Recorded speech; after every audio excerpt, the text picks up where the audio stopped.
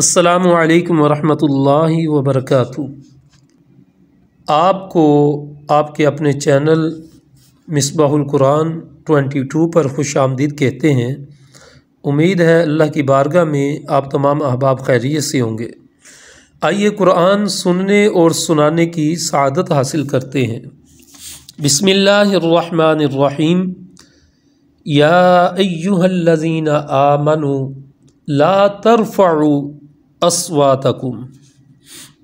یہ جو ابھی آیت مبارکہ ہم نے پڑھی اس کی کچھ گرامر بھی ہم دیکھتے ہیں۔ آمنو اس میں آیا فعل ماضی جمع مذکر غائب، جیسے کہ پچھلی ویڈیو میں آپ کو بتایا کہ یہ فعل ماضی کا صیغہ ہے۔ ماضی جیسے بتایا تھا کہ جس میں گزرے ہوئے زمانے میں کوئی کام ہو جاتا ہے، کوئی واقعہ ہو جاتا ہے، وہ ماضی کہلاتا ہے۔ ٹھیک ہے نا جی۔ آمنو یؤمنو ایمانا۔ آگے بڑھتے ہیں۔ لا ترفعوا فعل نہیں جمع مذکر حاضر ہے۔ پچھلی ویڈیو میں بھی جیسے آپ کو بتایا گیا تھا کہ لا آتا ہے کہ انکار کے لیے، اور یہ زیادہ تر اس لفظ کے ساتھ آتا ہے کہ جس میں حال اور مستقبل کا معنی پایا جاتا ہے، اور ترفعوا کے شروع میں تا آ رہی ہے۔ یہ تا علامت ہے فعل مضارع کی۔ فعل مضارع کیا ہے؟ فعل مضارع جس میں موجودہ اور آنے والے زمانے کی بات کی جاتی ہے، کیونکہ نبی پاک علیہ الصلاۃ والسلام کی بارگاہ کا جو ادب ہے وہ قیامت تک کے مسلمانوں کے لیے لازمی تھا۔ اسی لیے آپ یہاں پہ آپ دیکھیں کہ یہ جو الفاظ استعمال کیے گئے اس میں موجودہ اور آنے والے زمانے کے مسلمانوں کو حکم دیا،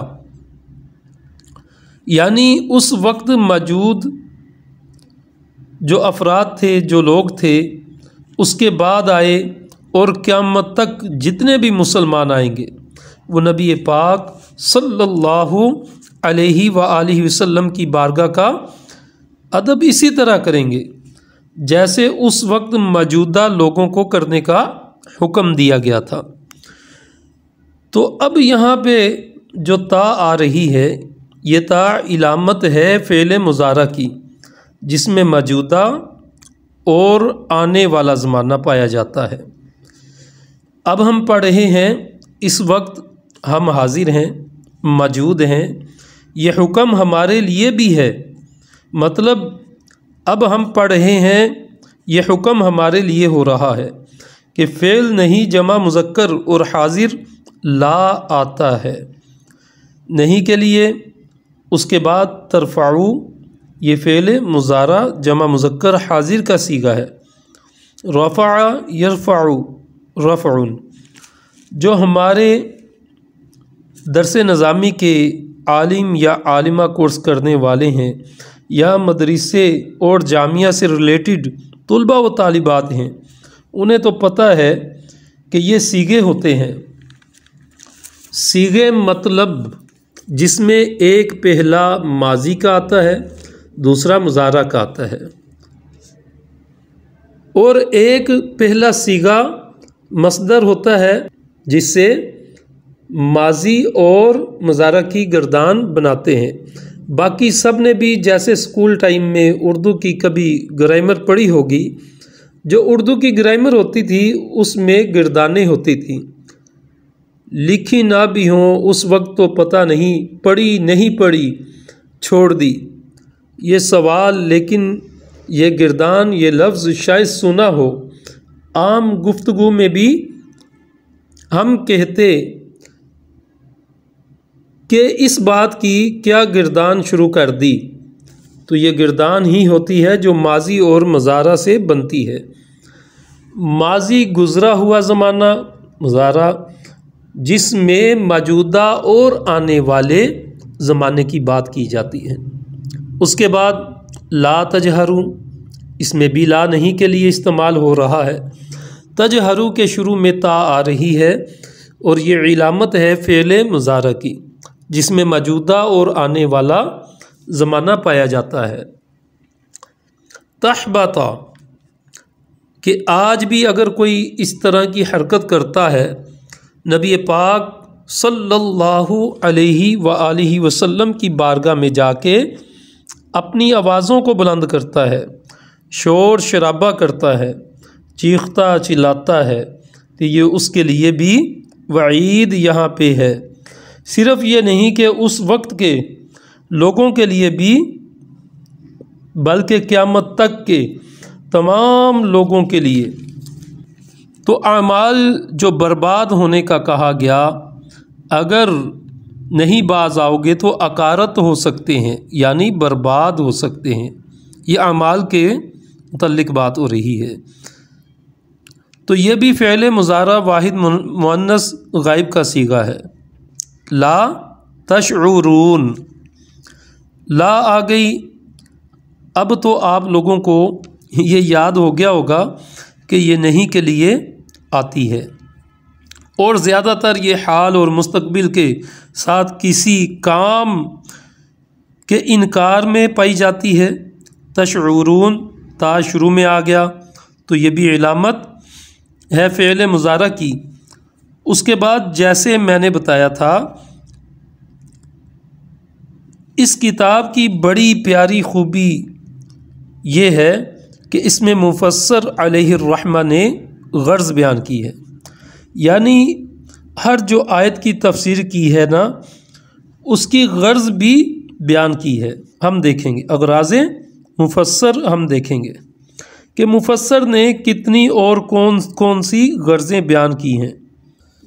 بسم اللہ الرحمن الرحیم۔ یا ایہا الذین آمنوا لا ترفعوا اصواتکم فوق صوت النبی ولا تجہروا لہ بالقول کجہر بعضکم لبعض ان تحبط اعمالکم وانتم لا تشعرون۔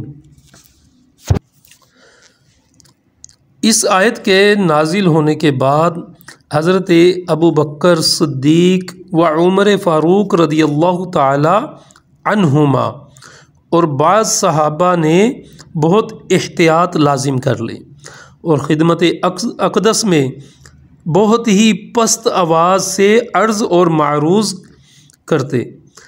ان حضرات کے حق میں پھر یہ آیت مبارکہ نازل ہوئی۔ اذا نطقتم، ظرف نکال کر بتا دیا، یعنی آوازوں کو بلند کرو جب تم بات کرو۔ اب ظرف کیا ہوتا ہے؟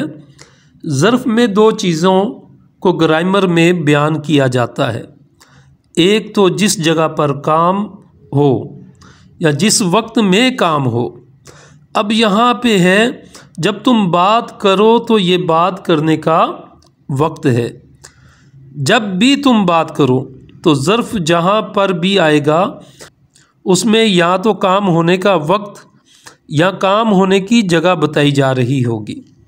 اذا نطق، یہاں بھی ظرف آ گیا، یعنی اپنی آوازوں کو نبی اکرم صلی اللہ علیہ وآلہ وسلم کی آواز سے بلند نہ کرو جب وہ بات کر رہے ہوں۔ ٹھیک ہے نا جی۔ اب یہاں پہ پھر آگے ایک اعتراض کا جواب دیا جا رہا ہے۔ یہ بھی اب جو عبارت آگے آ رہی ہے یہ عبارت اعتراض مقدر کا جواب ہے۔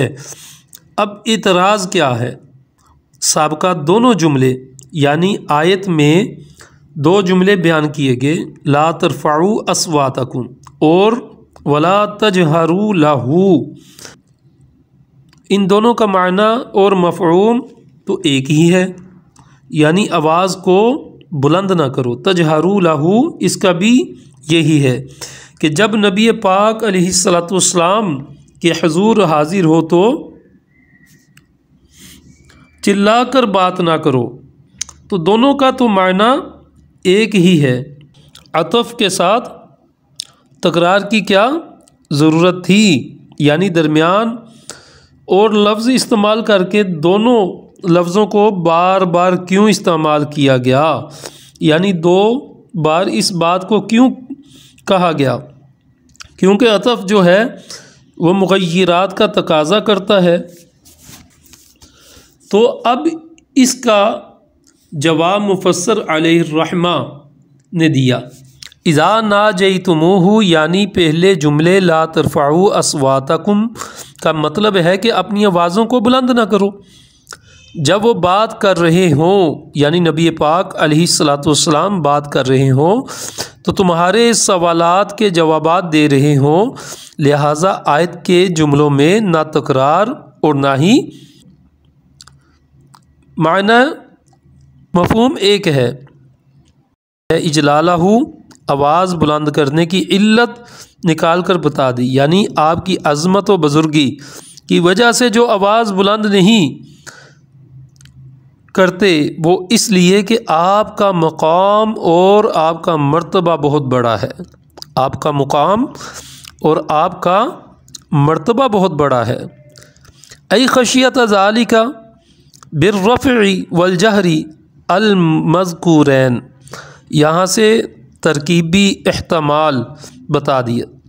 اب ترکیبی احتمال یعنی پوری عبارت بننے کا جو تھا وہ یہاں سے بتا دیا کہ ان تحبط سے پہلے مضاف محذوف ہے جو محلاً منصوب ہے، رفعی و جہری، یعنی کہ لا ترفعوا لا تجہروا، مفعول لا ہونے کی وجہ سے لہٰذا اصل عبارت اس طرح ہوگی، انتہوا عما نہیتم لخشیتی حبوط اعمالکم۔